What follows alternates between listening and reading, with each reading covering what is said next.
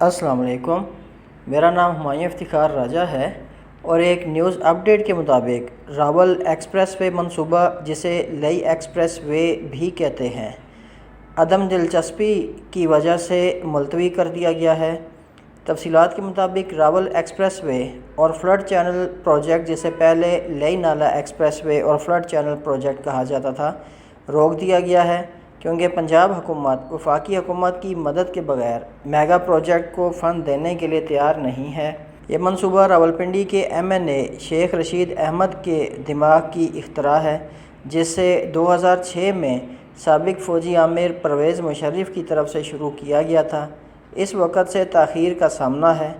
اس وقت اس منصوبے کی کل لاگت 20 ارب روپے تھی اور منصوبے کے تحت مونسون کے موسم میں سیلاب کے خطرے کو کم کرنے کے لیے لئی نالہ کے ساتھ ایک ڈبل کیریج وے اور کنکریٹ کی سٹرکچر تعمیر کرنا تھا۔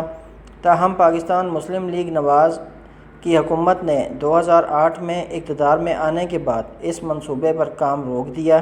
2019 میں مرکز اور پنجاب میں PTI کی حکومت کے قیام کے بعد اس منصوبے کو دوبارہ شروع کیا گیا، لیکن 2019 سے مارچ 2022 تک 3 PC1 بنانے کے باوجود کام شروع نہیں ہو سکا۔ راولپنڈی ڈیولپمنٹ اتھارٹی کے ایک اہلکار کے مطابق اس منصوبے کو روک دیا گیا تھا کیونکہ حکومت اس میگا اسکیم پر عمل درآمد میں دلچسپی نہیں رکھتی تھی۔ انہوں نے دعویٰ کیا کہ صوبائی حکومت دوسرے منصوبوں پر پیسہ خرچ کرنا چاہتی ہے، جیسا کہ کچہری چوک کو دوبارہ بنانے کا منصوبہ اور کچہری چوک سے موٹر وے چوک تک سگنل فری کوریڈور۔ RDA اہلکار کے مطابق رواں مالی سال میں اس منصوبے پر کوئی کام نہیں ہوا۔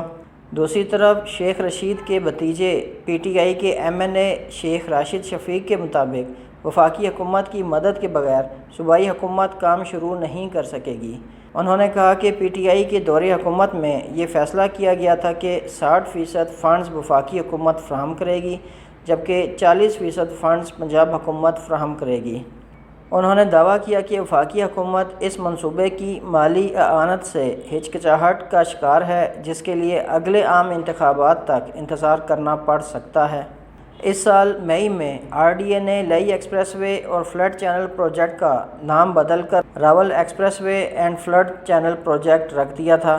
نام کی تبدیلی کے علاوہ تعمیراتی لاگت بھی 200 ارب روپے سے کم کر کے 90 ارب روپے کر دی گئی تھی۔ نئے منصوبے کے تحت RDA کو IJP روڈ پر کٹاریاں پل سے نالے کے دونوں طرف سیمنٹڈ نالا اور ٹرنک سیوریج اور 17 کلومیٹر لمبی سڑک تعمیر کرنا تھی۔ منصوبے کے مطابق نیو کٹاریاں میں کنکریٹ کے نالے اور ڈویل کیریج کے کل چوڑائی 55 میٹر ہوگی، جو لاہور ہائی کورٹ کی راولپنڈی بینچ کے قریب سواں پل کے اختتامی مقام پر بتدریج بڑھ کر 80 میٹر تک پہنچ جائے گی۔